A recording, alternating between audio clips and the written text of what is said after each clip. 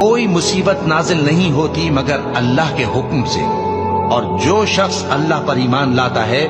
وہ اس کے دل کو ہدایت دیتا ہے، اور اللہ ہر چیز سے باخبر ہے۔ اور اللہ کی اطاعت کرو اور اس کے رسول کی اطاعت کرو،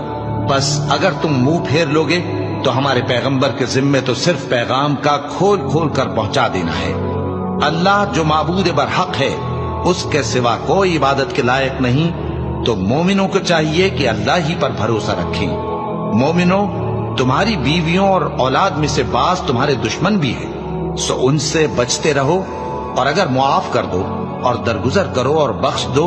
تو اللہ بھی بخشنے والا ہے، مہربان ہے۔ تمہارا مال اور تمہاری اولاد تو آزمائش ہے، اور اللہ کے ہاں بڑا اجر ہے، سو جہاں تک ہو سکے اللہ سے ڈرو اور اس کے احکام کو سنو اور اس کے فرمانبردار رہو اور اس کی راہ میں خرچ کرو، یہ تمہارے حق